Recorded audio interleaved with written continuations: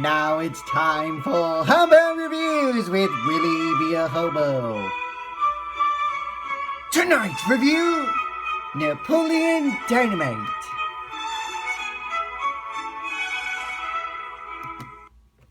Oh my god, this is the best movie I've ever seen in my whole life! This movie is dynamite, full of spoilers! There's this kid named Napoleon Dynamite, hence the name of the movie, Napoleon Dynamite, who does weird shit in Idaho. I am not fucking high. This movie literally takes place in the great potato state known as Idaho. And he goes to school and he has a bunch of weird stuff. I don't know, hiding a bunch of tater tots in his pocket. Of course, tater tots do make sense since they're made out of potatoes, and of course Idaho is nothing but potatoes. His brother Kip is a fucking weirdo, single virginity. That's what I'm looking for, not vagina, virginity. Because he spent his time online chat dating with random female specimen. Gee, come on, that's a sad life. Playmama Boy at least has a girlfriend. Wait, do you still have a girlfriend, Playmama Boy? Don't you get it? The Commander Zader took him away from me, you sicko! With guacamole. Will you stop it? You deserve to not have her because, you're a sicko.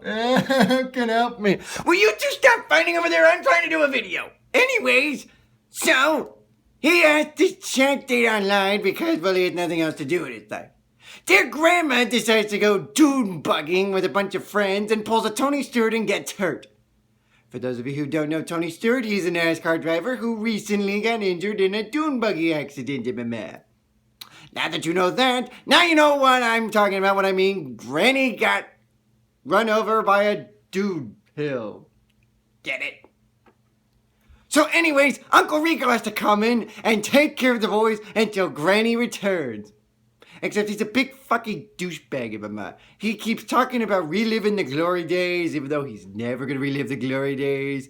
And he throws the football like a whipsicle. Seriously, he spends his whole time in my man recording himself throwing the ball like this. What kind of a sick life is that, my man? Anyways, there's a new kid in school named Pedro, and he quickly becomes friends with Napoleon.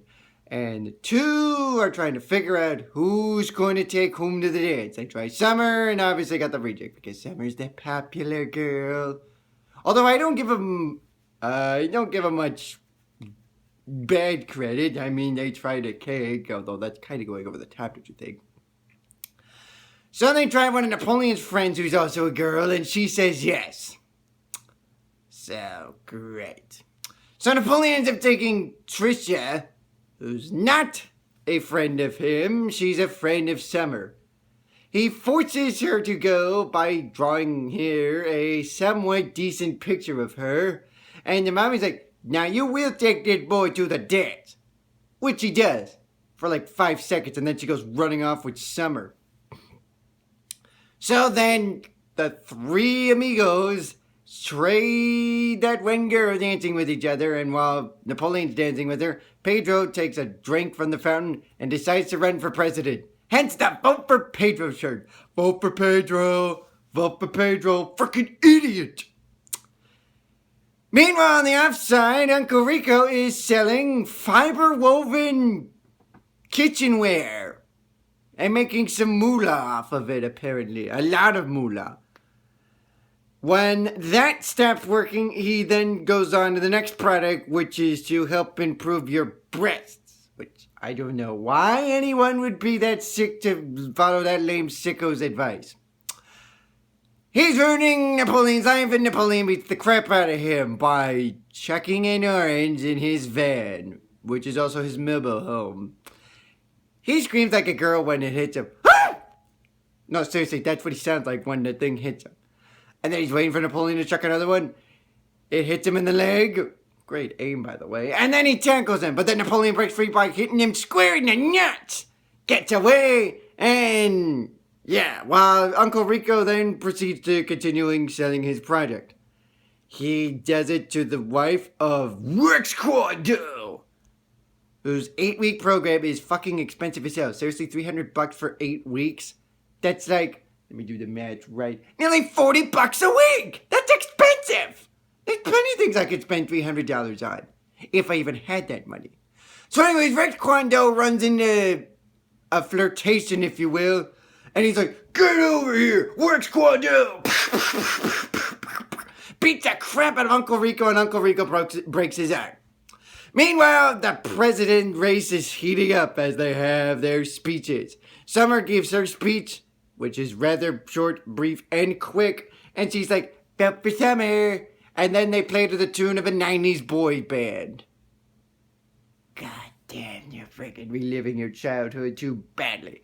Then Pedro gives his speech. He doesn't have much to say. He says that if you vote for him, all of your wildest dreams will come true.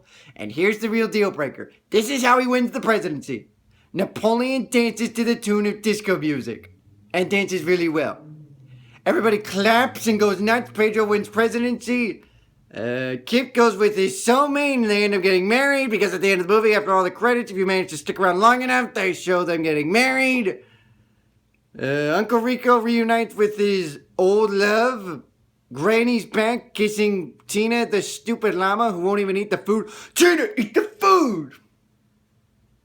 And Napoleon Dynamite's friends with his girlfriend again. And I guess they're girlfriends, boyfriend, girlfriend, I don't know. They might be in a relationship, I don't know, because they never made a sequel. But I, for one, recommend this movie. This one's really good, especially if you're into Napoleon Dynamite. This is Willie B.A. Hobo saying, charge! You got charge! Come on up a girl, will you? Come on, charge! Come on! I need the money so I can run for president of the United States so I can beat the crap out of Donald Trump!